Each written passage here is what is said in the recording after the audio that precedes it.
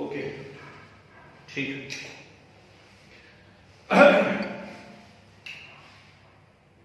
Collide हम लोग discuss कर रहे हैं, क्या क्या पढ़ चुके हैं कोलाइड के अंदर। आपको यदि ध्यान हो तो सबसे पहले हमने देखा colloidal state is intermediate state, और colloidal state is intermediate state के अंदर हम लोगों ने उससे कंपेयर करा है कोलाइड को ट्रू सॉल्यूशन और सस्पेंशन के साथ। इसके बाद हम लोगों ने डिस्कस किया है क्लासिफिकेशन ऑफ कोलाइड, और क्लासिफिकेशन ऑफ कोलाइड में जो है मैंने आप लोगों को बताया हुआ है 3 डिफरेंट हम लोगों ने टाइप से इसको क्लासिफाई किया हुआ है। फर्स्ट जो टाइप था उसमें हम लोगों ने देखा है on the basis of physical state of dispersed phase and dispersion medium. पढ़ते चलना बेटा साथ साथ, क्योंकि एग्जाम तो होगा और कंफर्म होगा, ये ध्यान रखना है ना। तो on the basis of dispersed phase and dispersion medium 8 type के कोलाइड बनाए हमने। इसके बाद हम लोगों ने सेकंड टाइप से क्लासिफाई किया हुआ है, उसमें शायद देखा हुआ है on the basis of attraction force, lyophilic and lyophobic. फिर मैंने वहां पर बताया हुआ है थर्ड आपको on the basis of size, macromolecular, multimolecular and associated colloids, है ना। ये सब पढ़ चुके हैं। चलिए तो डालिए side heading purification of colloid. Preparation हो गई थी लास्ट क्लास के अंदर, ठीक। हम लोगों ने पेप्टाइजेशन, ब्रैडिक आर्क मेथड और 4 केमिकल मेथड्स देख ली थी। आज हमको पढ़ना है इसका पहले प्यूरिफिकेशन, और प्यूरिफिकेशन के बाद देखते हैं प्रॉपर्टीज ऑफ कोलाइड, ठीक। डालिए side heading purification of colloid. Purification of colloid, और इसमें फर्स्ट साइड हेडिंग डालिए डायलिसिस। डायलिसिस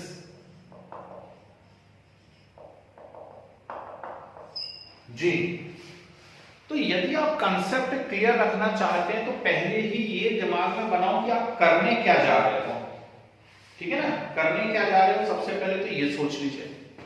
आप करने जा रहे हैं प्यूरिफिकेशन ऑफ कोलाइड, तो प्यूरिफाई कर क्यों रहे हो? तो नेचुरल बात है, प्यूरिफाई इसलिए कर रहे हो क्योंकि उसके अंदर कुछ ना कुछ इंप्यूरिटीज होंगी, इसलिए तो कोई भी चीज को हम प्यूरिफाई करेंगे।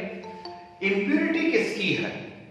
सबसे बड़ा क्वेश्चन ये उठ रहा है कि यदि आप कोलाइड को प्यूरिफाई करने जा रहे हैं तो नेचुरल सी बात है किसी चीज को प्यूरिफाई तभी करेंगे हम लोग, है ना। हाँ, डिसॉल्व सब्सटेंस, और डिसॉल्व सब्सटेंस कौन है कि उसमें कुछ इंप्यूरिटी होगी। इंप्यूरिटी कौन है? तो ये बहुत अच्छे से याद रखिए कि कोलाइड्स के अंदर जो इंप्यूरिटी होती है वो होती है ट्रू सॉल्यूशन की, ठीक। तो या तो आप इसे ट्रू सॉल्यूशन बोल लीजिए, और या फिर कह लीजिए इलेक्ट्रोलाइट्स, ठीक है। तो किसी भी कोलाइड के अंदर जो इंप्यूरिटीज हैं वो है ट्रू सॉल्यूशन की या इलेक्ट्रोलाइट की। अब इसे हमें क्या करना है? सेपरेट करना है। तो कोलाइड नेम किसने इंट्रोड्यूस किया हुआ है? लास्ट क्लास में हम लोगों ने पढ़ा था थॉमस ग्राहम, और मैंने आपसे एक बात कही हुई थी कि ग्राहम जो था वो किस चीज का स्पेशलिस्ट था? वो डिफ्यूजन एक्सपेरिमेंट ही कर रहा है, चाहे 11th क्लास हो या 12th क्लास हो। तो 12th में वो डिफ्यूजन एक्सपेरिमेंट कर रहा है। तो डिफ्यूजन एक्सपेरिमेंट के बेसिस पर, डिफ्यूजन एक्सपेरिमेंट के बेसिस पर थॉमस ग्राहम ने क्या करा? एक बहुत ही सिंपल सा एपरेटस बनाया। कैसा एपरेटस है देखना ध्यान से। ऐसा एक बड़ा सा कंटेनर या बीकर आप एज्यूम कर लीजिए, ठीक। और इस बीकर के अंदर उन्होंने कैसी फनल लटकाई हुई है। ये फनल है, पाइप, एक पाइप एज्यूम कर लीजिए, एक पाइप या फनल लटकी हुई है, और इसके नीचे यहां पर सेमी परमिएबल मेम्ब्रेन लगी हुई है, ठीक। अंदर भरा हुआ है कोलाइड, वो कोलाइड जिसका हमें प्यूरिफिकेशन करना है, और बाहर यहां भरा हुआ है वाटर, ठीक है। ये लटका हुआ है। तो जो लोग लेट आए हैं उनके लिए वापस से मैं थोड़ा सा रिवाइज कर देता हूं 1 मिनट की मैंने क्या क्या बोला हुआ है। मैंने कहा हम लोग पढ़ रहे थे लास्ट क्लास में प्रिपरेशन ऑफ कोलाइड, और प्रिपरेशन ऑफ कोलाइड के अंदर एक मैंने मेथड बताई थी ब्रैडिक्स आर्क मेथड। ब्रैडिक आर्क मेथड के बाद हमने सीखा था पेप्टाइजेशन, पेप्टाइजेशन के बाद 4 केमिकल मेथड्स बनाई थी। अब उससे कोलाइड बन गया, लेकिन जब कोलाइड बना तो हमें महसूस हो रहा है कि यार उसके अंदर कुछ इंप्यूरिटीज हैं, तो चलो क्यों ना उन इंप्यूरिटीज को हटा दिया जाए। तो इंप्यूरिटीज को हटाने के लिए, इंप्यूरिटीज को हटाने के लिए हम जिस मेथड का यूज कर रहे हैं उसमें सबसे पहली मेथड है डायलिसिस। तो मैंने कहा इंप्योरिटी है किस चीज की, तो कोलाइट में इंप्योरिटी किसकी होती है, ट्रू सॉल्यूशन की या फिर इलेक्ट्रोलाइट की। इलेक्ट्रोलाइट और ट्रू सॉल्यूशन एक ही चीज है, याद रखना है ना।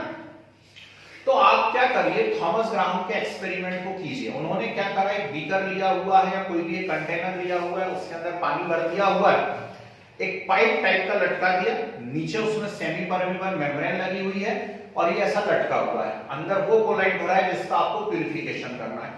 कुछ नहीं, बिल्कुल सिंपल सी मेथड है। कोलाइट के अंदर जो भी ट्रू सॉल्यूशन है वो सारे के सारे ट्रू सॉल्यूशन के पार्टिकल्स डिफ्यूज होकर के क्या हो जाएंगे, बाहर आ जाएंगे, और ट्रू सॉल्यूशन के पार्टिकल डिफ्यूज होकर बाहर आ जाएंगे। कोलाइट कैसा हो जाएगा, प्योर हो जाएगा। बात खत्म, हो गया कोलाइट प्योर। आगे बात समझ में, ठीक है ना। तो ये है कोलाइट का प्यूरिफिकेशन का डायलिसिस मेथड। फिर उसने आगे क्या किया, उसने यहां पर इलेक्ट्रिकल फील्ड लगा दी, ठीक। और नेचुरल बात है कि जब आप इलेक्ट्रोलाइट की बात कर रहे हैं मतलब आयंस है, चार्ज है, और जब आप इलेक्ट्रिकल फील्ड लगाएंगे तो ये प्रोसेस कैसी हो जाएगी, फास्ट हो जाएगी फास्ट। तो इलेक्ट्रोडायलिसिस नाम उसको दे दिया, मतलब इलेक्ट्रिकल फील्ड की प्रेजेंस में आप डायलिसिस प्रोसेस यदि कर रहे हैं तो नाम क्या दे दिया उन्होंने, भाई साहब ने, इलेक्ट्रोडायलिसिस। आइए नहीं एक बात समझ में, कोई डाउट तो नहीं इसके अंदर, ठीक है ना। कहां यूज होता है, नेचुरली किडनी में जो काम हो रहा है वो है सेकंड मेथड। क्या है उसका नाम बोल दो जल्दी से, नेचुरली किडनी में क्या हो रहा है जल्दी, अल्ट्रा फिल्ट्रेशन, ठीक है। नेचुरली किडनी में हो रहा है अल्ट्रा फिल्ट्रेशन। अब ये मत बोलना हम तो मैथ्स वाले हैं हमें क्या मालूम, अरे ऐसे कैसे नहीं मालूम, 10th में तो साइंस सभी लोग पढ़ते हैं, और 10th में यदि हम लोग साइंस पढ़ते हैं तो उसमें सर्कुलेटरी सिस्टम बोल रहा हूं, एक्सक्रीटरी सिस्टम तो पढ़ते हैं, और एक्सक्रीटरी सिस्टम के अंदर आपने किडनी का स्ट्रक्चर सीखा हुआ है, नेफ्रॉन है ना। नेफ्रॉन का नाम सबको ध्यान रहता है क्योंकि नेफ्रॉन का स्ट्रक्चर एक इंपॉर्टेंट क्वेश्चन हुआ करता था। तो वो जो नेफ्रॉन आपने पढ़ा हुआ है वहां पे नेफ्रॉन के अंदर कौन सी प्रोसेस हो रही है, अल्ट्रा फिल्ट्रेशन। ये मैं अभी 2 मिनट बाद आ रहा हूं इसके ऊपर।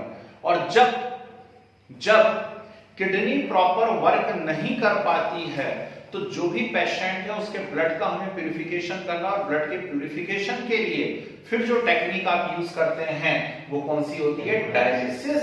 इसलिए उस मशीन को भी हम क्या कहते हैं, डायलाइजर। आर्टिफिशियल किडनी किस पे बेस्ड है, डायलिसिस पर बेस्ड है। आती बात समझ में, ठीक। चलिए तो लौट करके इसके ऊपर आ जाता हूं, अल्ट्रा फिल्ट्रेशन बोल दिया है, आंसर पहले लीक हो चुका है कि नेफ्रॉन के अंदर अल्ट्रा फिल्ट्रेशन हो रहा है। तो एक्चुअली अल्ट्रा फिल्ट्रेशन हो क्या रहा है, मतलब क्या है अल्ट्रा फिल्ट्रेशन का, तो अल्ट्रा फिल्ट्रेशन से मतलब है filtration with the help of ultra filters. Ultra filter से मीनिंग क्या है, अल्ट्रा फिल्टर से मीनिंग है बहुत ही बारीक पोर्स वाले फिल्टर्स, उसको हम अल्ट्रा फिल्टर कहते हैं, ठीक है ना। जैसे मान लीजिए मेरे पास कोई एक कपड़ा है, इसी की बात कर लेता हूं, है ना। ये रुमाल मेरे हाथ में अभी आपको नजर आ रहा है, इसके ऊपर यदि मैं कोलाइट डालूंगा तो इसका मैक्सिमम पार्ट में महसूस करूंगा कि बाहर आने लगेगा, टपकने लगेगा, होगा ऐसा, ठीक है ना। बहुत कुछ आइटम जो है बाहर आने लगेगा इसमें से डिफ्यूज होके, पर इसके पोर्स को मैं छोटा कर लूं किसी टाइप से।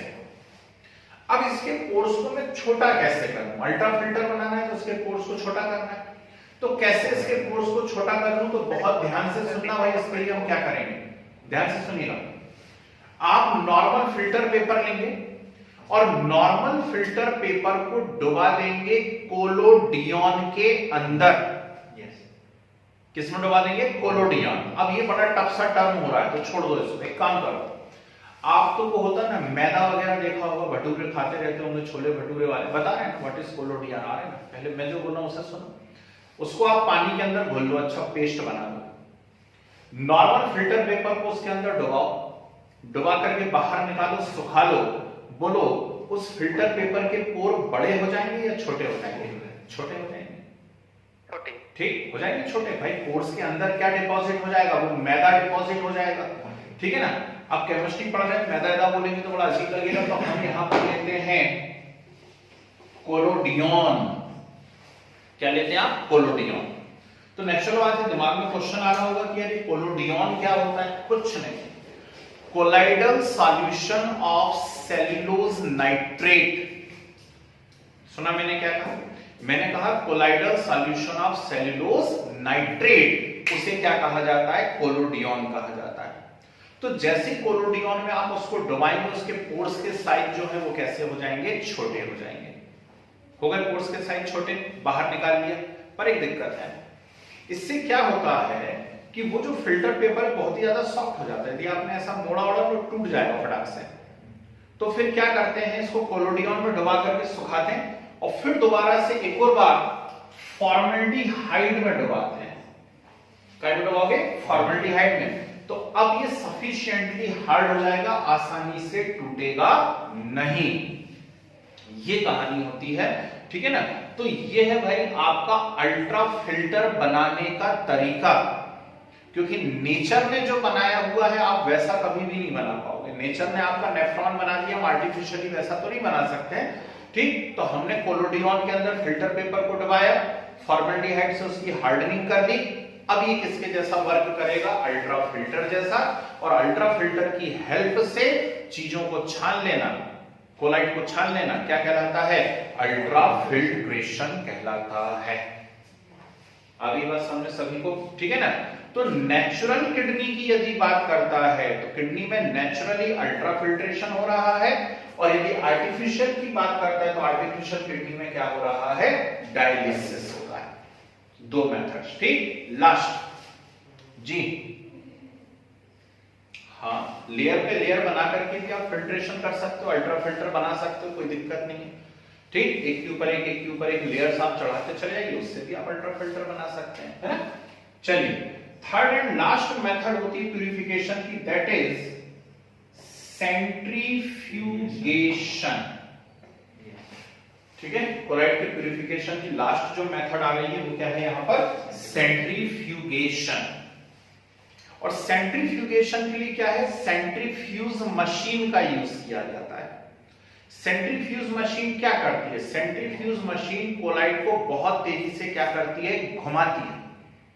तो जब तेजी से कोलाइड घूमेगा, है ना, बहुत ही तेजी से कोलाइड घूमेगा, ठीक, बिल्कुल सही बात है ना। डिस्पर्स्ड फेज जो है भैया ऐसे सेपरेट नहीं होगा, ठीक। डिस्पर्स्ड फेज ऐसे सेपरेट नहीं होगा यदि आपने कोलाइड को तेजी से घुमाया, ठीक। तो कोलाइड की अलग लेयर बन जाएगी और इलेक्ट्रोलाइट या ट्रू सॉल्यूशन की अलग लेयर्स बन जाएगी, ठीक है। डिस्पर्स्ड फेज जो है, हाँ बिल्कुल सही बात है, क्रीम फैक्ट्री के अंदर आप यूज कर रहे हैं, ठीक। तो क्रीम फैक्ट्री के अंदर क्या हो रहा है? देखो दो बातें हो रही हैं, कब किस मेथड का आपको यूज करना है ये भी देखना पड़ेगा, ठीक है ना। मान लीजिए अब जैसे मिल्क की आप बात कर रहे हो, मिल्क एक कोलाइड है, और मिल्क को जब हमने तेजी से घुमा दिया तो उसकी सारी की सारी क्रीम क्या हो गई? वहां पर सेपरेट होने लगी, तो डिस्पर्स फेज अलग आने लगा। तो ऐसे कोलाइड जिनके अंदर डिस्पर्स फेज तेजी से सेपरेट हो रहा है, वहां पर आप सेंट्रीफ्यूगेशन का यूज नहीं कर सकते। समझ रहे बात को, ठीक है ना। लेकिन कुछ ऐसे कोलाइड्स हैं जिनको आप तेजी से घुमाएंगे, उनकी डिस्पर्स फेज आसानी से सेपरेट नहीं होगी, ठीक है। तो वहां पर आप क्या का यूज कर सकते हैं? सेंट्रीफ्यूज मशीन का यूज कर सकते हैं। क्लियर? तो ये तीन मेथड्स हैं, है ना। नाम याद रखिए और छोटे छोटे सा 2-2, 4-4 लाइन का डिटेल याद रखिए, ठीक।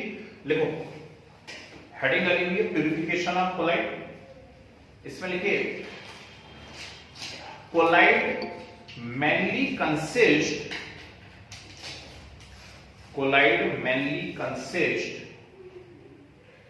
impurities of true solution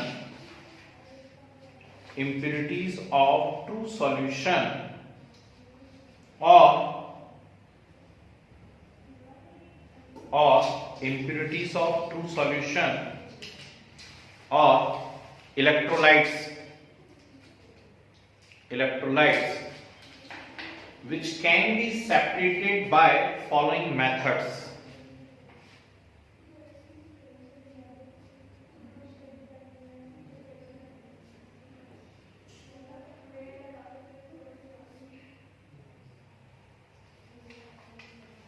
ठीक है, separated by following methods. First certainly dialysis.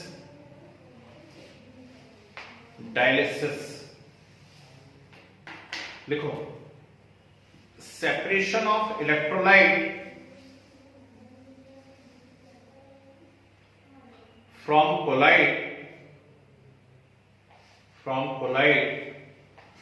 by simple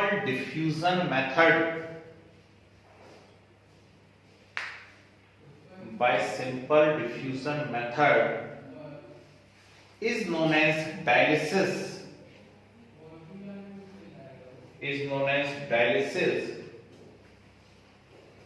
and the apparatus used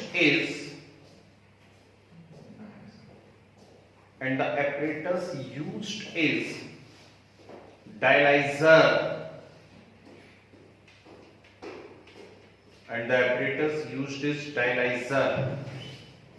ठीक है फुल स्टॉप करके इसी में लिखो फर्स्ट प्रिपेयर्ड बाय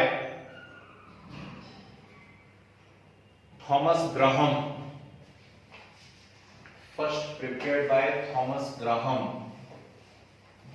वापस से एरो का साइन बना के लिखें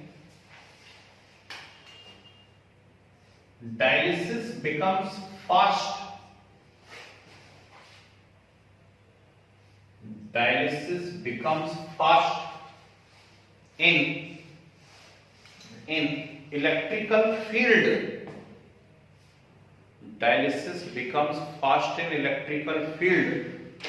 and known as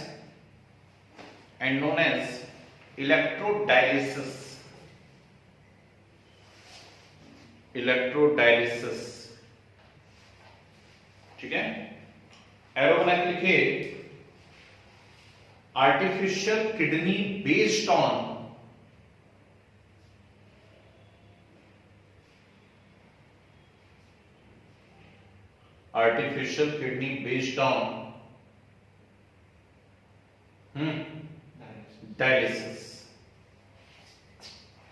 dialysis ठीक डायग्राम बनाना हो तो बना लीजिए कोलाइड लटका हुआ है एसपीएम नीचे लगी हुई है बाहर क्या है सॉल्वेंट है वाटर तो जो भी उसमें इंप्यूरिटीज है वो डिफ्यूज होकर के क्या हो जाएंगी बाहर आ जाएंगी कितने सिंपल है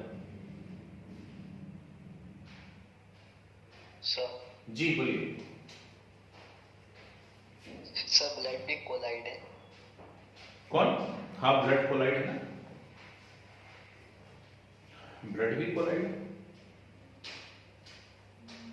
अकेला हीमोग्लोबिन की बात करेंगे आप तो वो भी कोलाइड है चलिए डायग्राम ना नेक्स्ट स्टडी वाली ultrafiltration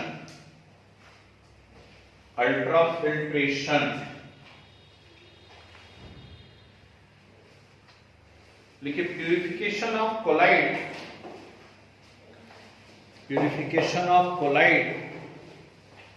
with the help of ultrafilter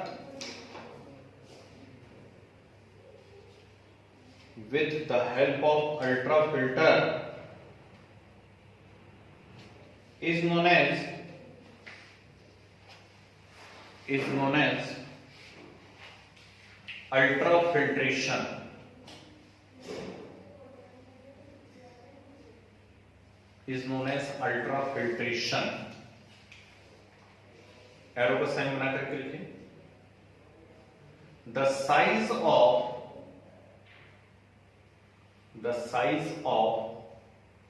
pores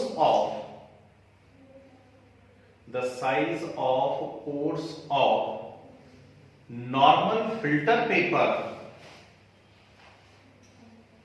normal filter paper are much larger than colloidal particles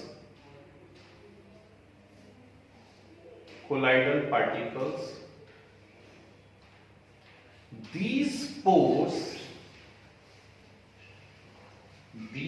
pores can be made smaller pores can be made smaller by dipping normal filter paper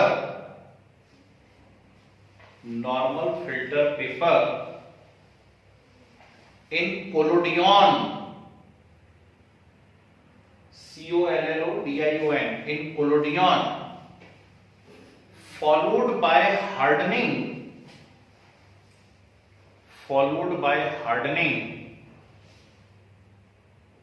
with formaldehyde,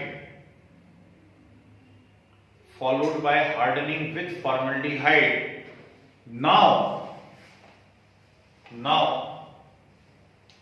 it act as ultra filter,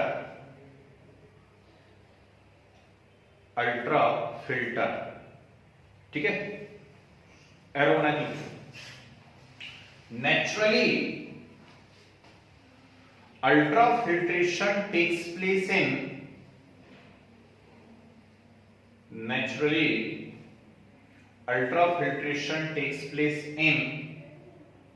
nephron, bracket में लिख लीजिए small bracket में kidney, nephron small bracket में लिख लीजिए kidney. आ रही है समझ में? ठीक, बढ़िया। चलिए आगे बढ़ जाए, है ना। कोलोडियन क्या है, इसको लिख लो एक स्पेशल पॉइंट करके। Colloidal solution of cellulose nitrate, special point करके लिख लीजिए। Colloidal solution of cellulose nitrate in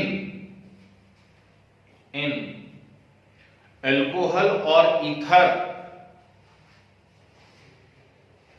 colloidal solution of cellulose nitrate in alcohol or ether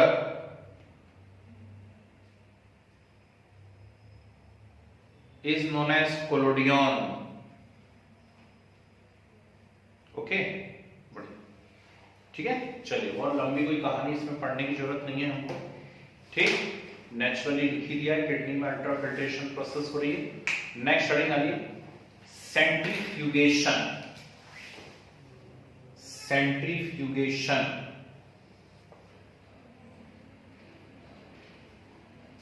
देखिए, in this method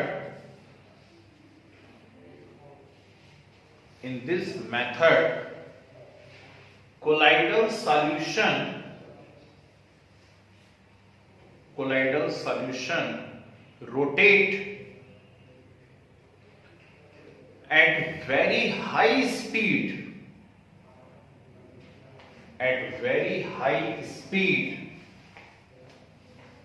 with the help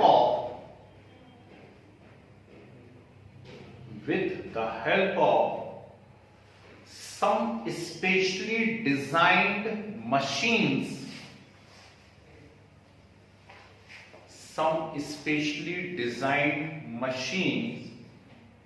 known as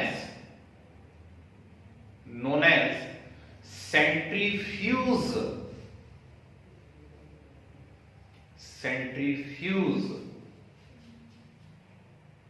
ठीक है। And due to this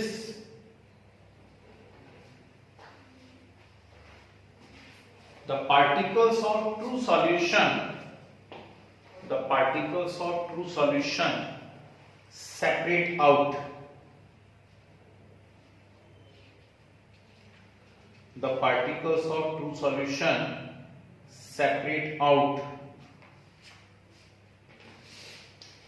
clear.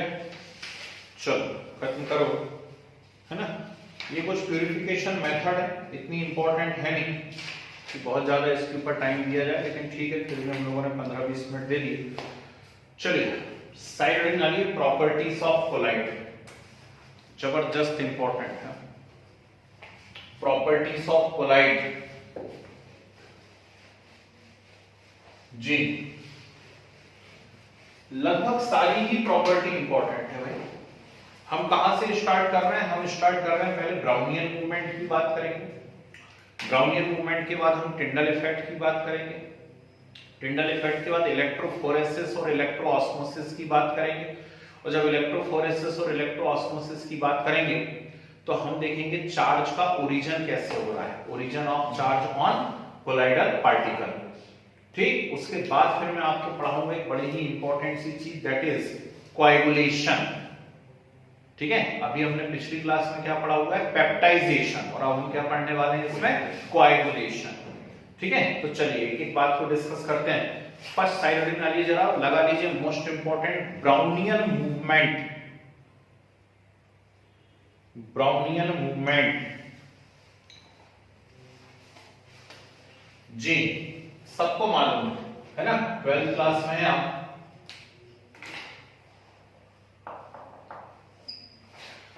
तो Robert brown, bio वाले बच्चे बहुत अच्छे से पहचानते हैं इनको, है ना, क्योंकि बहुत ही फेमस बॉटनिस्ट थे ये रॉबर्ट ब्राउन। ठीक, अब क्या करा है, जहां तक मुझे शायद ध्यान आता है कि शायद इन्होंने बायो के अंदर न्यूक्लियस को डिस्कवर करा हुआ है। क्यों, ऐसा ही बोल रहा हूं क्या, है कोई बायो वाला है? और रॉबर्ट हुक ने क्या करा हुआ है, सेल को डिस्कवर करा हुआ है। दो रॉबर्ट थे शायद। ठीक, तो भूरा मतलब ब्राउन ने क्या करा हुआ है इन्होंने न्यूक्लियस को डिस्कवर करा हुआ है ना, रॉबर्ट ब्राउन। किया क्या, इसको बात को ध्यान से सुनना भाई, 12th तो हो गया, लेकिन उसके आगे की बात करें। इन्होंने एक्चुअली लिए थे सबसे पहले पॉलन ग्रेन्स, और पॉलन ग्रेन्स को इसने डाला पानी के अंदर। तो जब पॉलन ग्रेन्स को इसने पानी के अंदर डाला, पॉलन ग्रेन्स को जब इसने वाटर के अंदर डाला, तो सबसे पहले क्या बना यहां पर, ठीक, सबसे पहले बना यहां पर सस्पेंशन। ठीक है, बॉटनिस्ट था भाई साहब। तो क्या बना, पॉलन ग्रेन्स का सस्पेंशन बना। ये बात ध्यान रखना, ये टर्म याद रखना, सबसे पहले इसने सस्पेंशन में चीज को डिस्कवर करा है ना। और अब इस सस्पेंशन को उठा करके उसने अल्ट्रा माइक्रोस्कोप के अंदर देखा। तो जब अल्ट्रा माइक्रोस्कोप के अंदर इन्होंने सस्पेंशन को देखा, तो ये क्या देखते हैं कि जो पॉलन ग्रेन्स हैं, जो पार्टिकल्स हैं, वो इस प्रकार से जिगजैग मोशन को बता रहे हैं, आड़ी तिरछी डायरेक्शन में भाग रहे हैं लगातार। ठीक है ना, लेकिन ये तभी पॉसिबल है जब सस्पेंशन का particle size almost colloidal dimension में हो। यदि बड़ा साइज हो जाएगा तो फिर ऐसा नहीं हो पाता है ना। तो कोलाइडल डायमेंशन में यदि है तो ये ऐसा मिल रहा था। अब वो आगे बढ़ा तो उसने क्या करा, कोलाइड लिया, और कोलाइड लेकर के उसने अल्ट्रा माइक्रोस्कोप के अंदर देखा। तो कोलाइड को जब अल्ट्रा माइक्रोस्कोप के अंदर देखा, तो कोलाइड के अंदर भी उसे सेम जिगजैग मूवमेंट मिली, और इसे उसने क्या नाम दिया, इसे उसने नाम दिया ब्राउनियन मूवमेंट। तो इस प्रकार से उसने ब्राउनियन मूवमेंट को डिस्कवर करा। बहुत ही खुशी की बात है, आपने डिस्कवर कर दिया। अब इससे हमें क्या फायदा है ब्राउनियन मूवमेंट से? तो पहले दो बातें सुनते हैं। पहली बात है कि ये होती क्यों है, ब्राउनियन मूवमेंट हो क्यों रही है, और दूसरी बात यहां पर आ रही है कि इसका सिग्निफिकेंस क्या है, इससे फायदा क्या हो रहा है। तो ब्राउनियन मूवमेंट हो रही है unequal bombardment of particles of dispersion medium and dispersed phase। समझ रहे बात को? ठीक, यहां पे मीडियम के पार्टिकल्स है मान लीजिए, अब डिस्पर्स्ड फेज के पार्टिकल्स आए, उनसे आकर के टकराए, और इनके जो कोलिजन है वो ऑलमोस्ट इलास्टिक कोलिजन है। ऑलमोस्ट क्यों टर्म मैंने यूज कर दी, क्योंकि एक लंबे समय बाद धीरे धीरे एनर्जी लॉस होता चला जाएगा, और कोलाइड आज नहीं तो कल कभी ना कभी खत्म तो होगा। ठीक, लेकिन फिर भी ऑलमोस्ट इनके जो कोलिजन है वो इलास्टिक कोलिजन है।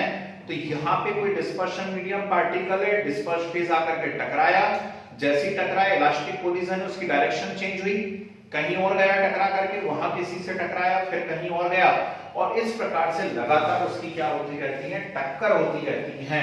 इसी से हम क्या बोलते हैं, ब्राउनियन मूवमेंट हो रहा है। यदि साइज इंक्रीज होता चला जाएगा, तो साइज इंक्रीज होने से ब्राउनियन मूवमेंट क्या होने लगेगा, फिर डिक्रीज होने लगेगा, क्योंकि बड़े बड़े पार्टिकल हैं वो इतना लॉन्ग मूवमेंट नहीं कर पाएंगे, यहीं कहीं टकरा जाएंगे। दूसरी बात, बड़े पार्टिकल जब टकराते हैं तो फिर एनर्जी लॉस के चांसेस भी ज्यादा बढ़ जाते हैं, तो पूरी तरह इलास्टिक कोलिजन होना पॉसिबल नहीं हो पाता है। इसलिए सस्पेंशन में जब हम पढ़ रहे थे, हमने लिखा मे और मे नॉट, याद आया? ठीक, मे और मे नॉट, हाँ वो नीचे बैठने लगेंगे, नहीं तो सस्पेंशन जैसा हो जाएगा, फिर नीचे बैठ जाएगा। तो यहां भी पॉलन ग्रेन का सस्पेंशन उसने जब बनाया था, तो पॉलन ग्रेन के जो पार्टिकल साइज थे वो कोलाइडल डायमेंशन के थे, इसीलिए क्या हो रहा था वहां पर, इसीलिए वहां पर आपको ब्राउनियन मूवमेंट दिख रहा था। तो रीजन समझ में आया? रीजन है अनइक्वल बम्बार्डमेंट ऑफ पार्टिकल्स, ठीक है ना। अगली बात, इससे फायदा क्या होता है? कोलाइडल, ये ब्राउनियन मूवमेंट बिल्कुल घोंट लेना। The stability of colloid is due to Brownian movement. फिर से बोल देता हूं, the stability of colloid is due to Brownian movement. कोई भी कोलाइड तभी कोलाइड है जब उसके अंदर क्या हो रहा है? Brownian movement. तो ब्राउनियन मूवमेंट ऐसा क्या करता है? ठीक है ना जी, ब्राउनियन मूवमेंट ऐसा करता क्या है? ध्यान से सुनिएगा। ब्राउनियन मूवमेंट कोलाइडल पार्टिकल्स को टुवर्ड्स ग्रेविटी नीचे बैठने नहीं देता, ठीक है ना। तो फिर हम वही बात बोलेंगे कि यदि ये पार्टिकल नीचे बैठ गए तो ये तो सस्पेंशन बन जाएंगे भाई, ठीक। तो ब्राउनियन मूवमेंट इन्हें नीचे नहीं बैठने देता है, ये इसकी सबसे बड़ी खासियत है। आगे बात समझ में, ठीक। तो ये पहली प्रॉपर्टी है ब्राउनियन मूवमेंट। एक और बता रहा हूं साथ में, और फिर दोनों के हम लोग क्या करने वाले हैं, बढ़िया से नोट्स बनाने वाले हैं। सेकंड जरा ध्यान से सुनिएगा, दैट इज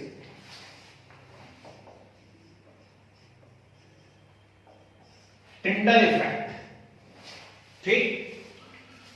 किसने डिस्कवर करा हुआ है? फेराडे ने, ठीक है ना। नाम टिंडल इफेक्ट है, डिस्कवर फेराडे ने करा था, पर टिंडल उसका टीम मेंबर था, ठीक। तो उसने कहा भैया मेरे को दे दो, उसने कहा अच्छा चल तू रख ले। तो आप कोई बुक देखोगे ना, आप अच्छी सी बुक तो हो सकता है आपको उसके अंदर लिखा मिले फेराडे टिंडल इफेक्ट, ठीक। तो फेराडे और टिंडल ने मिलकर के डिस्कवर करा था, फिर आजकल अकेले टिंडल के नाम से चल रहा है, तो ठीक है टिंडल इफेक्ट। और फिजिक्स में मुझे उम्मीद है आप लोग ऑप्टिक्स पर पहुंच गए होंगे, और यदि फिजिक्स में आप ऑप्टिक्स पर पहुंच चुके हैं तो नेचुरल सी बात है स्कैटरिंग ऑफ लाइट पढ़ा होगा या पढ़ने वाले होंगे, है ना। और स्कैटरिंग ऑफ लाइट मतलब क्या है? टिंडल इफेक्ट है। इसने जो एक्चुअल एक्सपेरिमेंट करा था, ध्यान से सुनिएगा, उसने एक बीकर ले लिया है, कांच का बना हुआ है मान लीजिए, और इसके अंदर उसने कोलाइडल सॉल्यूशन रख दिया है, यहां कोलाइडल सॉल्यूशन भरा हुआ है, ठीक है। और इसे उठा करके एक अंधेरे कमरे में रख दिया। ये कैसा दिखेगा? नहीं दिखेगा, अंधेरे कमरे में हमें चीजें नहीं दिखती हैं, ठीक है ना। ये अंधेरे कमरे में रखा हुआ हमें नहीं दिखेगा। अब इसके ऊपर इसने क्या करा है, यहां पर एक बढ़िया सा लेंस लगा दिया, ठीक, और लाइट डाली, ठीक। जब लाइट इसने इसके ऊपर डाली कोलाइडल सॉल्यूशन के ऊपर, तो ये क्या देखता है कि जो लाइट का पाथ था, जो रास्ता था, the path of light becomes visible, ठीक। और यहां पे यदि आप इसमें सोलर रेडिएशन या व्हाइट लाइट आप डाल रहे हैं, तो इसमें आपको ये ब्लू कलर का क्या दिखाई देता है? कोन टाइप का बना हुआ दिखाई देता है। तो उसने देखा कि मैक्सिमम स्कैटरिंग जो हो रही है वो किसकी हो रही है? ब्लू कलर की हो रही है, ठीक। तो ब्लू कलर कोन बन रहा है, और इसको उसने क्या कह दिया? टिंडल इफेक्ट कह दिया। समझ गए बात को? तो it is due to scattering of light by colloidal particles. चलो इसका सिग्निफिकेंस बताओ कोई है? आसमान देखें तो नीला नीला दिखाई देता है, और एक बात बताओ, लाल भी दिख रहा होता तो हम क्या कर लेते उसका? क्यों? आसमान नीला दिख रहा है तो कौन सी खुशी की बात है, लाल दिख रहा होता तो हम क्या कर लेते? कोई दूसरा येलो कलर का होता तो हम क्या कर लेते? स्काई ब्लू दिखता है जी, स्काई ब्लू दिखता हाँ स्काई ब्लू दिखता है। तो वही तो मैं बोल रहा हूँ, हिंदी में आसमान बोल दिया मैंने, सॉरी। स्काई ब्लू दिखता है, मेरा ये कहना है कि येलो भी दिख रहा होता तो कौन सा आपके ऊपर कोई इफेक्ट पड़ने वाला था। मैं पूछ रहा हूं what is significance of Tyndall effect? हो क्यों रहा है वो तो आप समझ गए, स्कैटरिंग हो रही है लाइट की बाय कोलाइडल पार्टिकल से, ठीक है ना। ध्यान से सुनिए, ब्राउनियन मूवमेंट का सिग्निफिकेंस क्या था? Stability of colloid. जब तक ब्राउनियन मूवमेंट है तभी तक वो कोलाइड है, ब्राउनियन मूवमेंट खत्म, वो कोलाइड खत्म। टिंडल इफेक्ट क्या बता रहा है? टिंडल हेटेरोजेनस मिक्सचर के नेचर को दिखाता है जो ना कोलाइड में रहता है। कौन से नेचर को? हेटेरोजेनियस। वेरी गुड, ठीक। Tyndall effect confirms the heterogeneous nature of colloid. कई बार हम लोग बोलते हैं कि एयर क्या है, एयर तो होमोजेनियस है, ऐसा बोलते हैं, एयर को हम लोग क्या बोल देते हैं? होमोजेनियस है। लेकिन हम पूरा एक रूम बंद कर लें, सुबह सुबह आपके घरों में होता होगा, यदि मान लीजिए पूर्वमुखी है तो देखिए पूरा घर बंद है और किसी खिड़की में से लाइट चली आ रही है, ठीक, बारीक से होल में से यदि लाइट चली आ रही है तो पूरे लाइट का आपको रास्ता नजर आ रहा है, ठीक, दिख रहा है वो रास्ता। मतलब कि क्या हो रहा है, यहाँ पर स्कैटरिंग हुई है उस लाइट की, और स्कैटरिंग हुई है यानी वहां पे जो एयर भरी हुई है वो कैसा है? हेटेरोजेनस है। देखा है सभी लोगों ने ऐसा, ठीक है ना। डार्क बंद रूम कर लीजिए, अपनी मोबाइल की टॉर्च को ऑन कर लीजिए, और मोबाइल की टॉर्च को ऑन करेंगे तो उसका भी रास्ता आपको ऐसा दिखाई देगा, ठीक, प्रोजेक्टर लाइट आपको दिखाई देती है ना। ये सब क्या है? ये सब टिंडल इफेक्ट के एग्जांपल्स हैं, ठीक। तो हेटेरोजेनस नेचर कैसे कंफर्म हो रहा है? टिंडल इफेक्ट से कंफर्म हो रहा है। आ रही है बात समझ में, ठीक। दूसरी बात ध्यान से सुनिए, वो जो लाइट चली आ रही है उसका पाथ आपको दिख रहा है, वो टिंडल इफेक्ट है। और उसके अंदर ध्यान से चेक करना, हमेशा बड़ा मजा भी आता, बचपन में ऐसे ऐसे खेला करते थे, उससे आप लोग खेले कि नहीं मालूम नहीं, है ना। तो उसमें डस्ट के पार्टिकल ऐसे नाचते हुए नजर आते हैं, वो क्या है?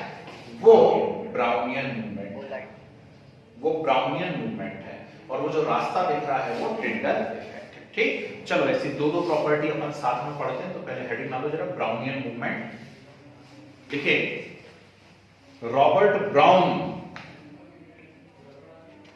मूवमेंट का ज़िगज़ैग पाथ रहता है। क्या भैया? फिर से बोले। मूवमेंट का ज़िगज़ैग पाथ रहता है। ज़िगज़ैग पाथ किसका रहता है? ब्राउनियन मूवमेंट का रहता है। ब्राउनियन मूवमेंट का ज़िगज़ैग पाथ रहता है। जी, क्या बोला मैंने? रॉबर्ट ब्राउन, ब्रैकेट में बॉटनिस्ट चाहे तो लिख सकते हैं। Prepare suspension of pollen grains, suspension of pollen grains in water and observed in ultra microscope,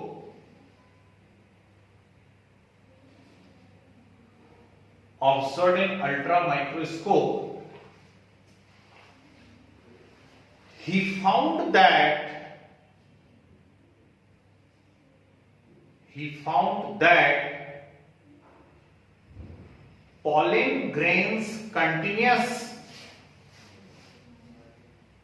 pollen grains continuous move in different directions, repeat, चलो रिपीट कर दे रहा हूं। मैंने कहा Robert brown botanist prepare suspension of pollen grains in water and observe through ultra microscope,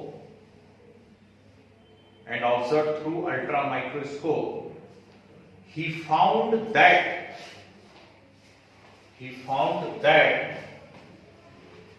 pollen grains moved in different directions in zigzag path,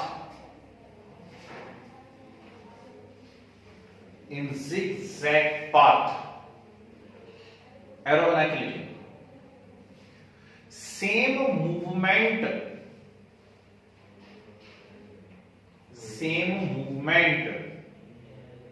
observed in colloidal particles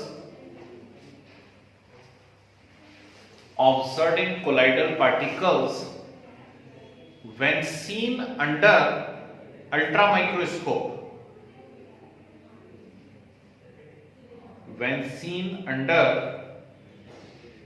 ultra microscope,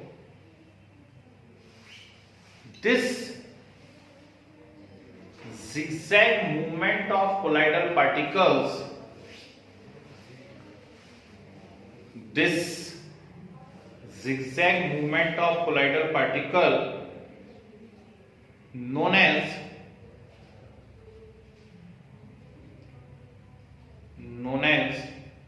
Brownian movement.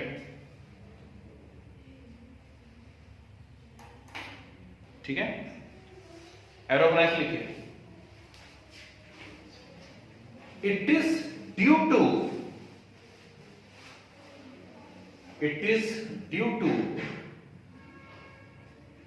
unequal bombardment नहीं लिखना तो collision लिख लीजिए. It is due to unequal bombardment of particles of dispersion medium, unequal bombardment of particles of dispersion medium with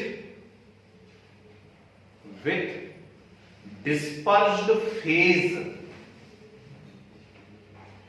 particles of dispersion medium with dispersed phase. Okay, फिर arrow का sign बना के लिखिए. As the size of particle increase, as the size of particles increase, Brownian movement decrease. As the size of particles increase, Brownian movement decrease. ठीक है, फिर arrow बना के इंपॉर्टेंट लगा के लिखिए.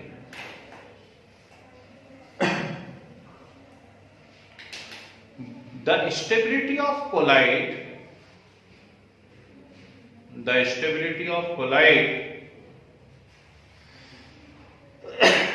is due to Brownian movement,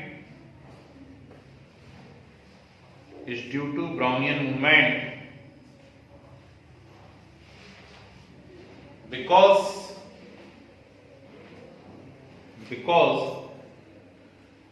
the Brownian movement oppose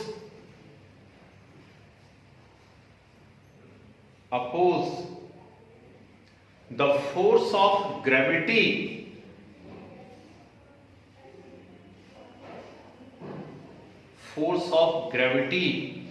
on colloidal particles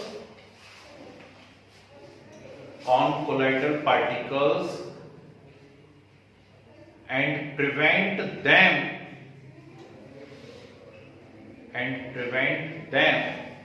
to settle down.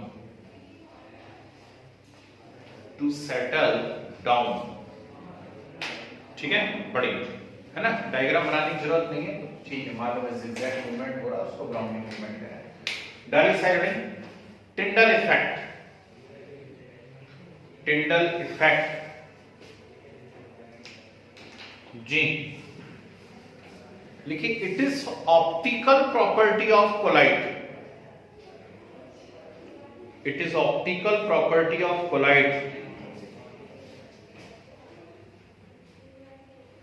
Full stop करके लिखिए. When light passed through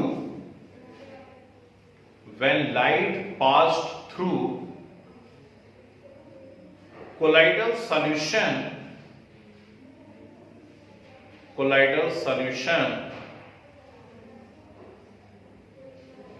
then the path of light becomes visible.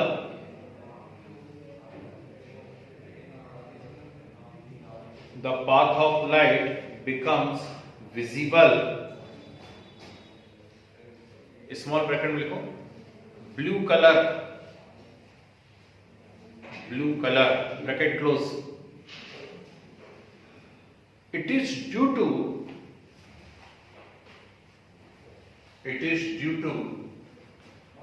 scattering of light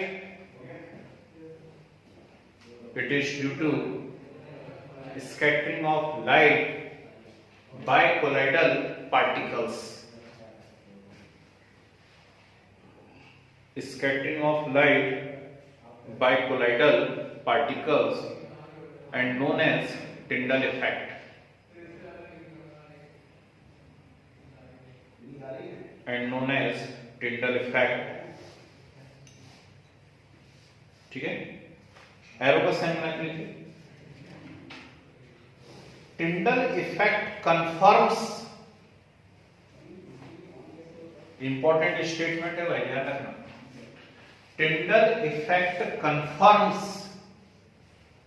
the heterogeneous nature of colloid. Tyndall effect confirms the heterogeneous nature of colloid. Clear? फिर arrow का sign बना लीजिए. Tyndall effect takes place. Tyndall effect takes place only when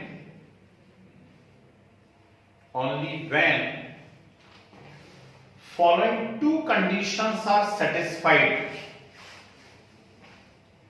Only when following two conditions are satisfied.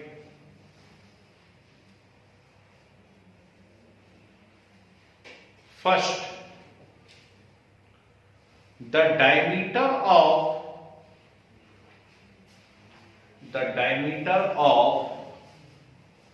particles of dispersed phase.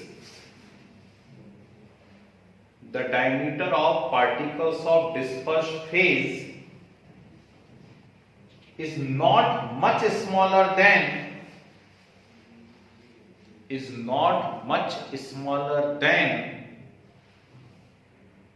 the wavelength of the light used. The wavelength of the light used. ठीक है. Second,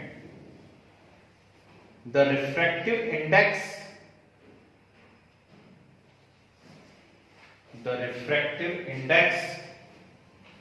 of dispersed phase and dispersion medium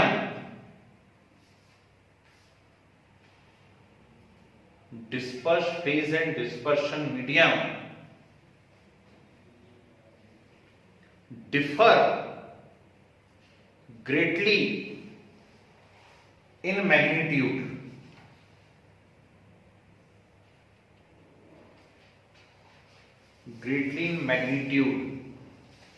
ठीक है. Small bracket should be large.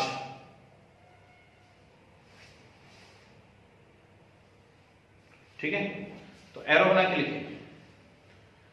In lyophilic sol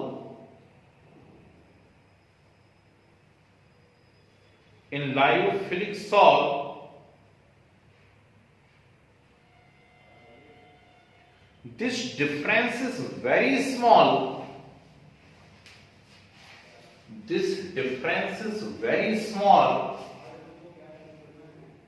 That's why Tyndall effect is very less.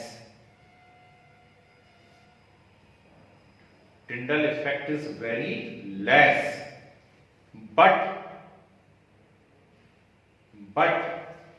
in lyophobic sol,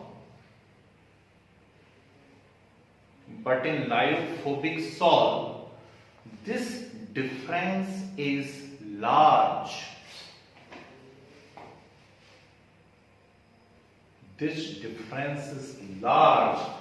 That's why Tyndall effect is also large.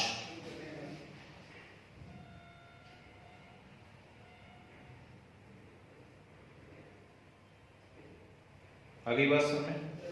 ठीक. तो एक बहुत ही प्यारा point है भाई, याद रखिएगा. टिंडल इफेक्ट सिर्फ और सिर्फ तब होगा जब ये दोनों की दोनों कंडीशंस सेटिस्फाइड होंगी।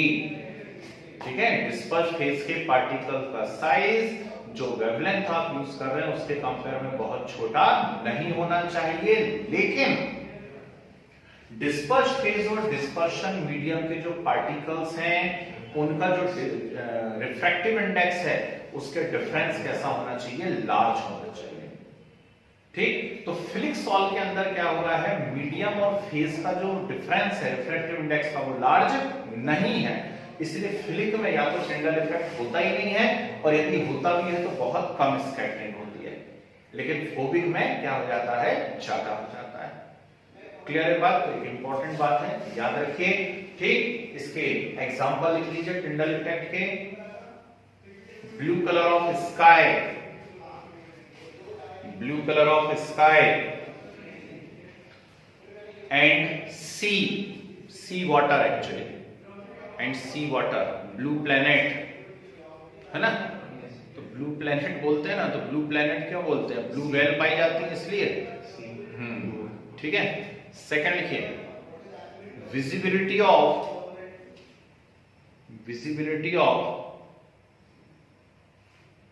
Light of projector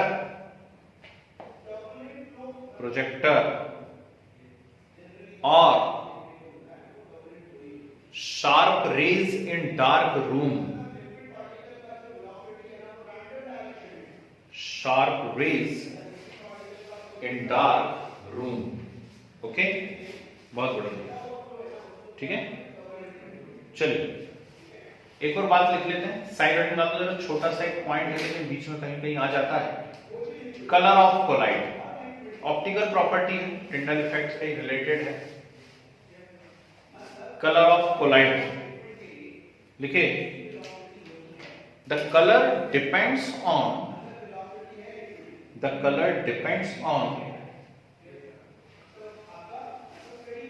wavelength of light scattered, wavelength of light scattered by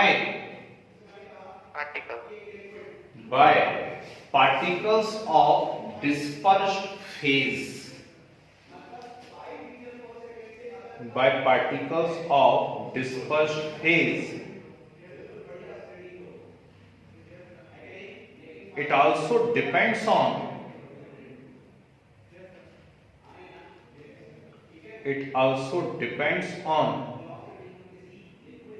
size and nature of particles.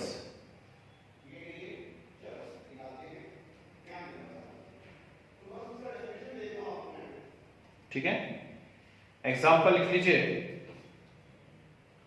a mixture of milk and water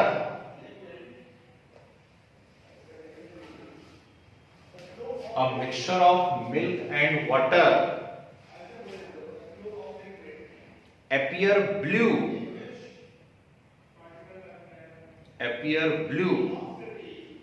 when observed by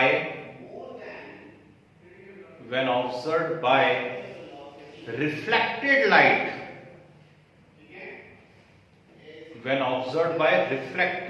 ध्यान रखना, रिफ्लेक्टेड लाइट की तरफ से देखोगे तो वो आपको ब्लू कलर का दिखेगा, कौन, मिल्क और वाटर, पर जो ट्रांसमिट हो रही है लाइट यदि उसकी तरफ से देखोगे आप तो वो आपको कैसा दिखाई देगा, रेड कलर का दिखेगा। ठीक, तो क्या लिखा, क्या स्टेटमेंट बोल के बता, ठीक, mixture of milk and water appear blue when observed through reflected light and appear red when observed through transmitted light.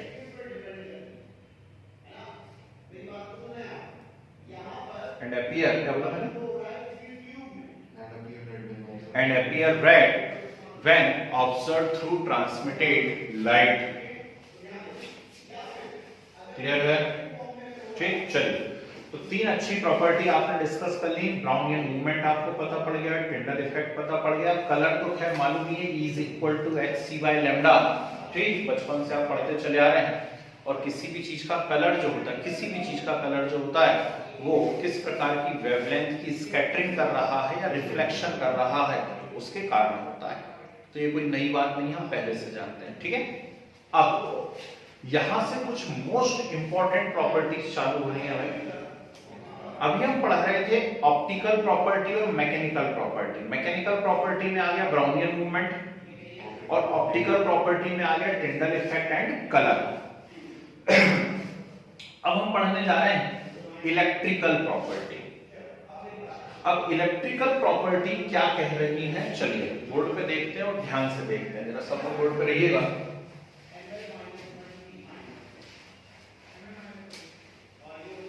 Ji, electrical property क्या कह रही है? तो इसमें दो बातें आती हैं। एक आता है इलेक्ट्रोफोरेसिस और एक आता है इलेक्ट्रो ऑस्मोसिस।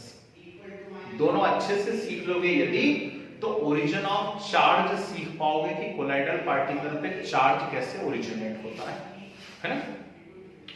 बहुत पुरानी बात है, एक चैप्टर हुआ करता था, उस चैप्टर का नाम था बायोमॉलिक्यूल्स। और बायोमॉलिक्यूल के अंदर एक पोर्शन मैंने आपको पढ़ाया था, नाम था प्रोटीन। यदि कॉपी हो तो थोड़ा सा पलटा के देख लीजिएगा। प्रोटीन के अंदर एक चीज आई थी, उसका नाम था ज्विटर आयन। और ज्विटर आयन में मैंने एक चीज लिखवाई थी मोस्ट इंपॉर्टेंट लगा करके कि यदि बेसिक मीडियम है तो ज्विटर आयन किस तरफ मूव करेगा, और यदि एसिडिक मीडियम है तो ज्विटर आयन किस तरफ मूव करेगा। याद आया कुछ? ठीक है ना। और फिर वहां पर एक पॉइंट आया था आइसोइलेक्ट्रिक पॉइंट। और आइसोइलेक्ट्रिक पॉइंट हमने किससे कहा था? आइसोइलेक्ट्रिक पॉइंट कहा था हमने वो पीएच जिस पर ज्विटर आयन की कोई भी मूवमेंट नहीं होती है। ठीक, ये चेक करके आपकी कॉपी में लिखी हुई बातें हैं, कोई नई डिस्कवरी नहीं कर रहा हूं मैं, नई बात नहीं बता रहा हूं, है ना। दूसरी बात, अभी किन्हीं भैया ने पूछा कि क्या ब्लड कोलाइड है? मैंने आंसर दिया यस, ब्लड कोलाइड है। ठीक, और कई बार जाने अनजाने हमारे हाथों से इलेक्ट्रिकल इंस्ट्रूमेंट में यदि फिंगर हो जाती है तो बहुत ही आनंद टाइप का आ जाता है, एकदम मजा आ जाता है, उसको हम बोलते हैं करंट लग गया, है ना। लेकिन दूर रहना चाहिए क्योंकि कई बार बहुत ही हार्मफुल भी हो जाता है। ठीक है ना, यदि ज्यादा जोर से झटका लग गया तो फिर आपको भैंसे के ऊपर बैठ करके जाना पड़ता है कि नहीं? हाँ, भैया को मजा आ जाता है, दांतों से पकड़ के देखो किसी दिन बेटा, है ना। तो ये हो क्या रहा है? ब्लड और करंट वाली बात बीच में कहां से आ गई, है ना। करंट का क्या इफेक्ट पड़ रहा है जी? शॉक लग गया है जी। करंट का क्या इफेक्ट पड़ रहा है ना। हमारे को एकदम से कोलाइड के बीच में एकदम से करंट वाली बात कहां से सुनाई नहीं दे रहा बेटा, क्या बोल रहा है? ठीक, लिख के बात करते हैं। तो क्या हो रहा है, करंट कहां से आया? चलो यहां देखिए, दो प्रॉपर्टी हो रही है। First is electrophoresis and second is electroosmosis. दोनों एक साथ बता रहा हूं, ध्यान से देखो। यहां पर हम लेते हैं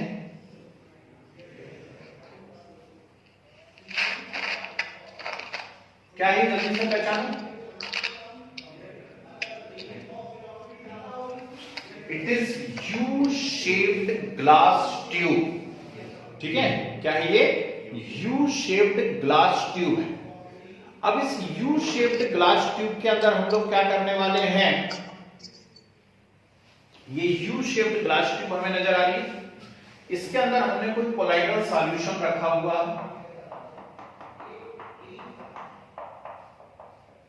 ये यू शेप्ड ग्लास ट्यूब है, इसके अंदर कोलाइडल सॉल्यूशन रखा हुआ। ऊपर से आपने इलेक्ट्रिकल फील्ड लगा दी और आउटर सर्किट से इसको अटैच कर दिया। जैसे ही आउटर सर्किट से आपने अटैच करा और इलेक्ट्रिकल फील्ड आपने ऑन करा, सर्किट ऑन करा, तो अंदर जो भी कोलाइड भरा हुआ है वो अपोजिटली चार्ज टर्मिनल की तरफ मूव करना चालू कर देगा। इतनी सी बात है।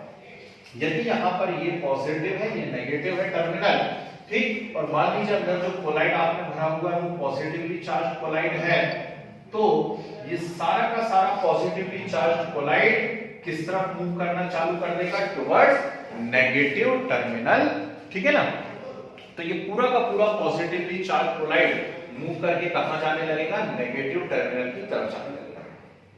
तो इतना लोड लेने की जरूरत ही नहीं है। हेडिंग है इलेक्ट्रोफोरेसिस, और इलेक्ट्रोफोरेसिस का मीनिंग है movement of colloidal particles in electrical field, ठीक, इसको हम इलेक्ट्रोफोरेसिस कहते हैं।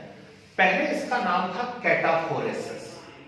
क्यों था? क्योंकि इनिशियली जब डिस्कवर करा गया था, तो पॉजिटिवली चार्ज कोलाइड में डिस्कवर करा गया था, पॉजिटिवली चार्ज कोलाइड में डिस्कवर करा गया था। और पॉजिटिवली चार्ज कोलाइड मतलब कैटायंस है, पॉजिटिव चार्ज है, तो कैटायन मूव कर रहे थे, पॉजिटिव कोलाइड मूव कर रहा था, कैटायन मूव कर रहा था, इसलिए इसका नाम क्या था? कैटाफोरेसिस।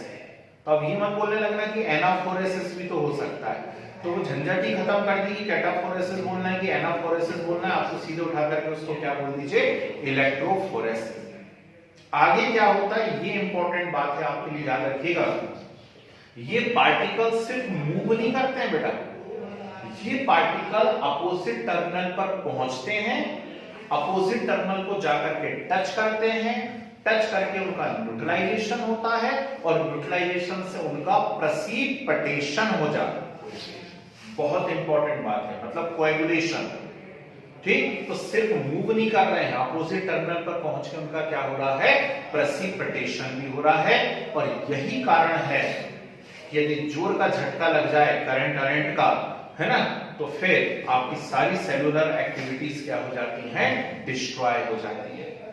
क्यों हो जाती है? क्योंकि आपका ब्लड क्या हो जाएगा? अंदर वेसल्स के अंदर क्लॉट हो जाएगा, है ना। तो ये होता है, करंट लगने से जो मृत्यु है उसका मेन रीजन ये है, ठीक। दूसरी बात करते हैं, बोर्ड पे देखिए, मेरे पास वापस से सेम डायग्राम है। फिर से यहां पर मेरे पास एक यू शेप्ड ग्लास ट्यूब है, उसके अंदर एक सर्किट लगा हुआ है, ठीक है। इस प्रकार से टर्मिनल मैंने लगा दिए हैं।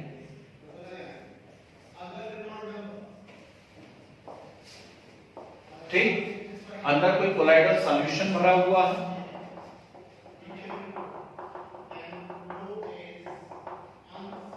ये कोलाइडल सॉल्यूशन भरा हुआ है, ठीक है। अब हमने क्या करा, जरा ध्यान से सुनिएगा,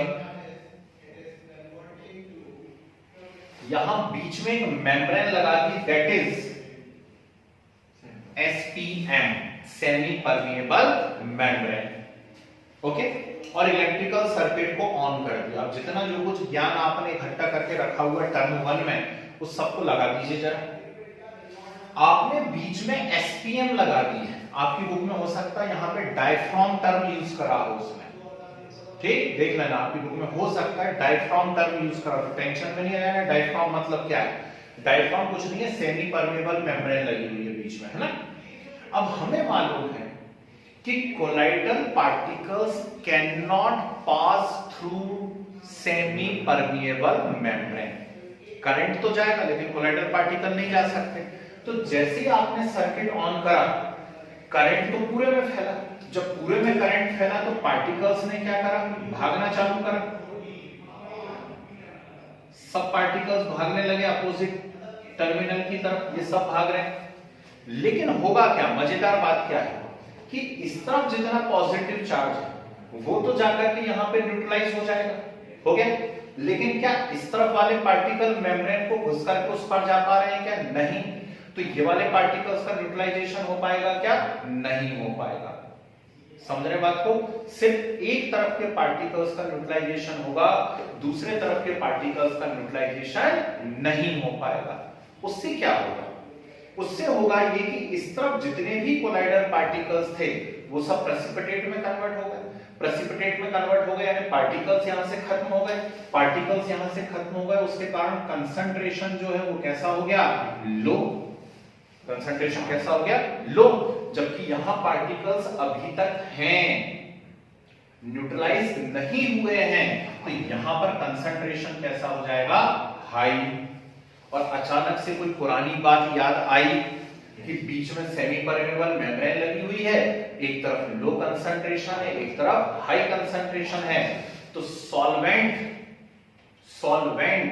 अपने आप कहां से कहां मूव करेगा, lower concentration to higher concentration. ठीक, तो सॉल्वेंट अपने आप लोअर कंसंट्रेशन से हायर कंसंट्रेशन तरफ मूव करने लगेगा, मींस ऑस्मोसिस स्टार्ट हो जाएगी। This osmosis in influence of electrical field is known as what, electro osmosis. कितना सिंपल है। ठीक, तो मुझे उम्मीद है एक बार यदि डायग्राम आपके दिमाग में घुस गया है तो कंसेप्ट आपको लंबे समय तक याद रहेगा।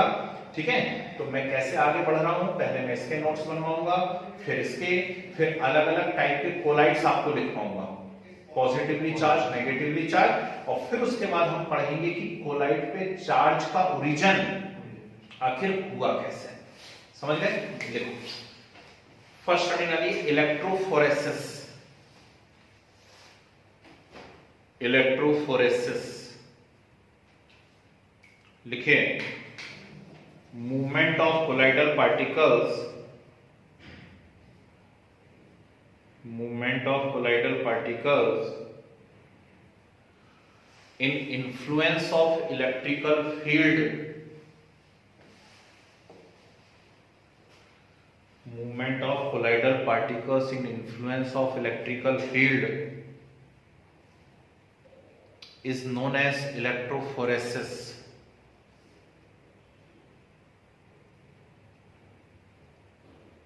Is known as electrophoresis. Arrow का साइन बना के लिखिए,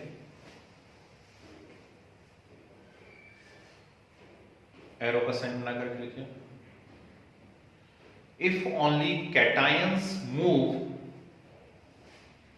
if only cations move, it is known as कैटाफोरेसिस।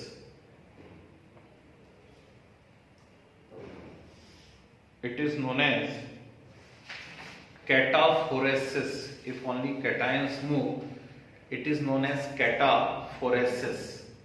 फिर एरो का साइन नेक्स्ट लिखिए। When electrical field applied,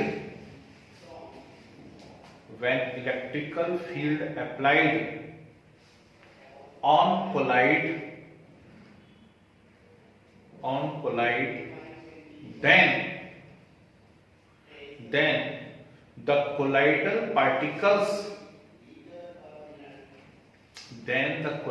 particles moves towards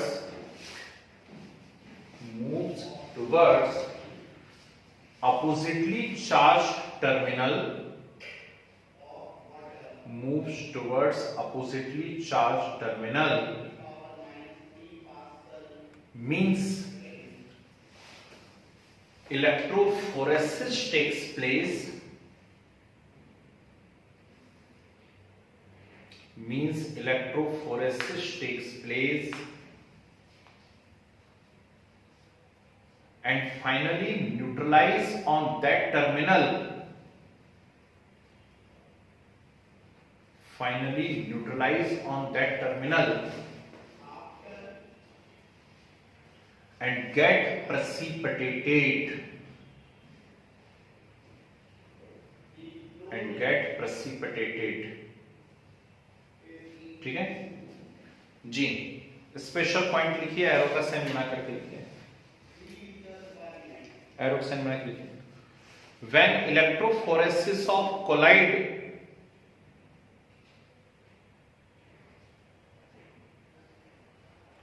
when electrophoresis of colloid carried out without stirring, STIRRING, हिलाना नहीं, हिलाना डुलाना, स्टिरिंग करना, ठीक है ना, without stirring, the bottom layer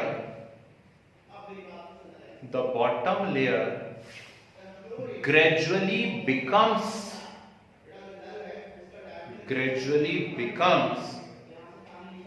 more concentrated, gradually becomes more concentrated, while the top layer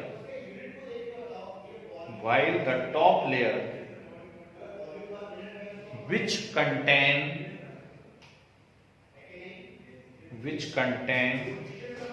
pure colloidal solution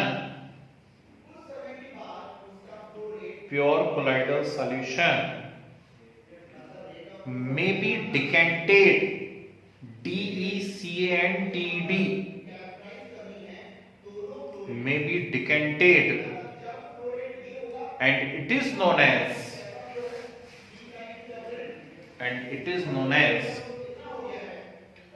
electrodecantion,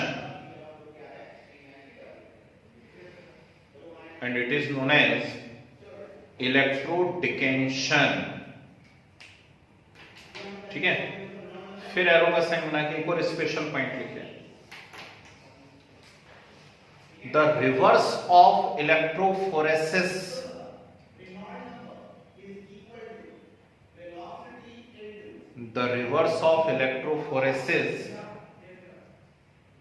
is known as sedimentation potential. The reverse of electrophoresis is known as sedimentation potential or Dorn effect, DORN, Dorn effect। ठीक, red colour से underline कर लेना, काम आएंगे दोनों special point आपको, है ना। ठीक है, चलिए ये डायग्राम बना लीजिए लेफ्ट साइड वाला। सर जी भाई साहब बोलिए। सर वो डॉर्न इफेक्ट की स्पेलिंग वहां पे से DORN, डॉर्न इफेक्ट, सेडिमेंटेशन पोटेंशियल और डॉर्न इफेक्ट, ये डायग्राम बनाइए।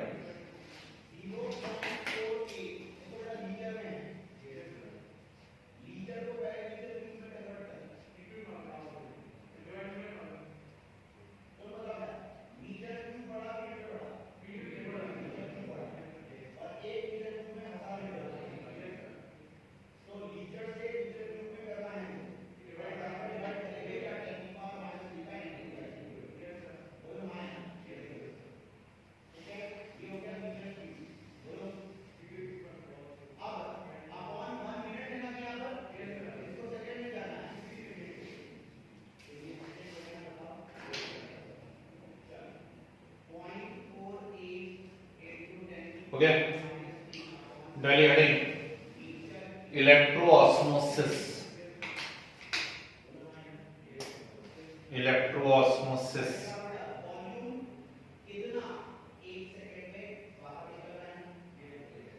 लिखे। In electrophoresis experiment,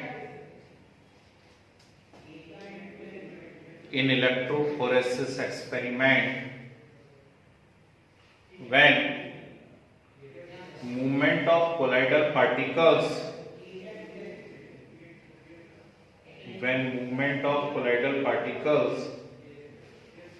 stop with the help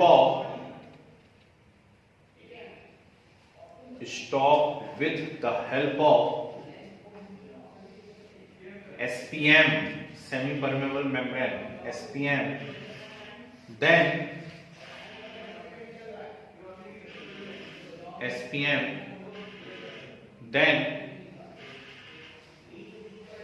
the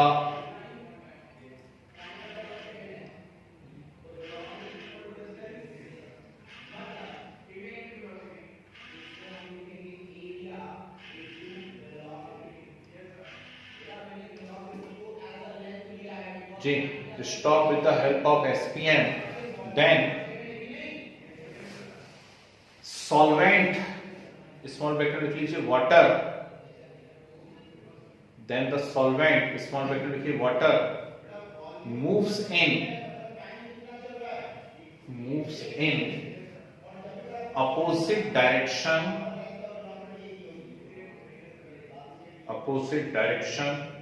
of movement of colloidal particles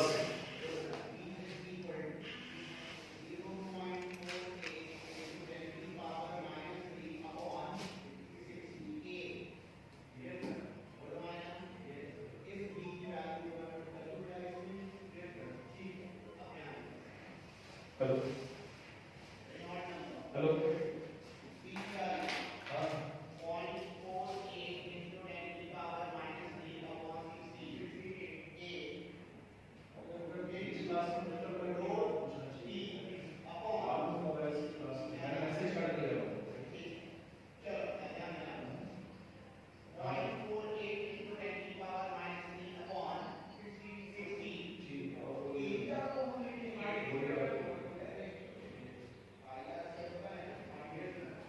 कर दीजिए मैसेज कर, ठीक है।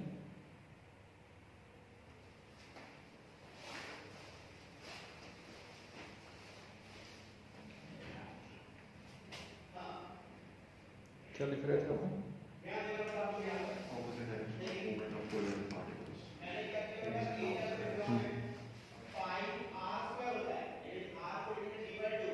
आगे फिर से then the colloidal particles moves in opposite direction of movement of नहीं sorry then solvent bracket लिख लिया water moves in opposite direction of movement of colloidal particles means osmosis takes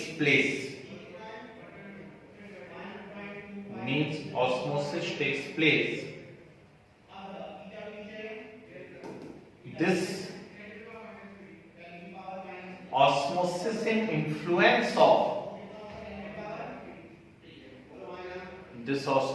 in influence of electrical field is electroosmosis diagram बनाइए is electroosmosis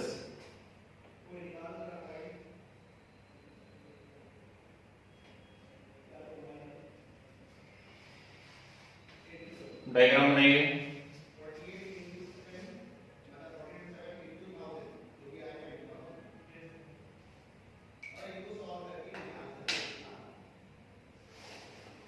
ठीक है चलिए heading डाल लीजिए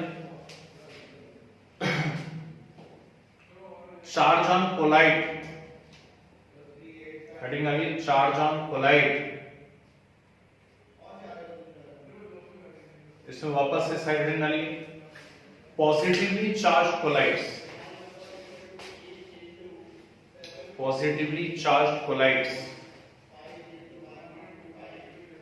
example लिखना एक के नीचे लिख सकते हो एरो बना के लिख लो metal hydroxide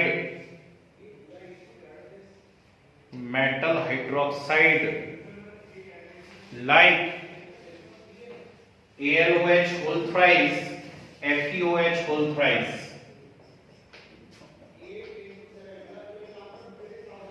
AlOH whole thrice FeOH whole thrice फिर arrow hydrated metal oxide like Al2O3.XH2O Fe2O3.XH2O Fe2O3.XH2O फिर एरो सल्फर सॉल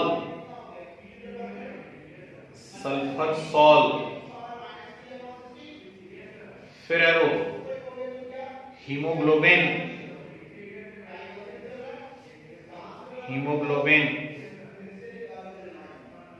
फिर एरो इंपॉर्टेंट बात लिख रहा ध्यान से लिखना बेसिक डाई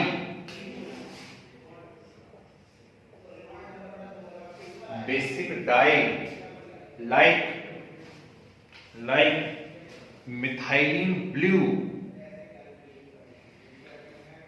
methylene blue तो ये कुछ पॉजिटिवली चार्ज कोलाइड्स हैं, ठीक है ना। फिर हेडिंग ना बदला, negatively charge collides,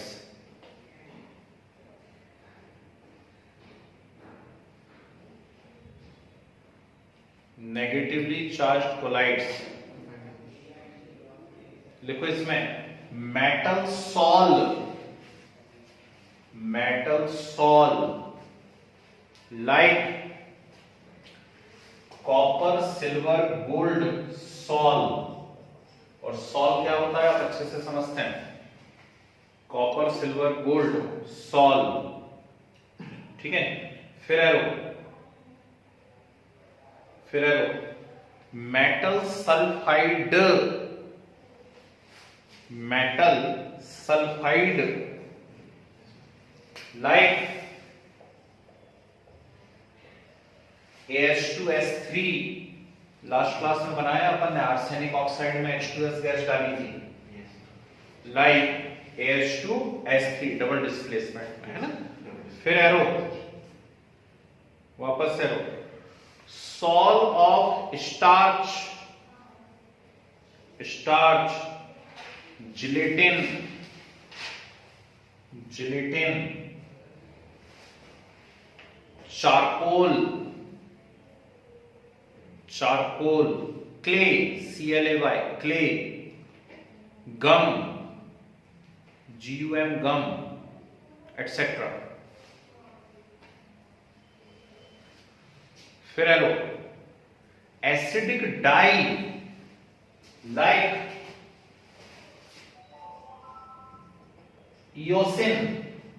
eosin dye and Congo red, acidic dye like eosin dye and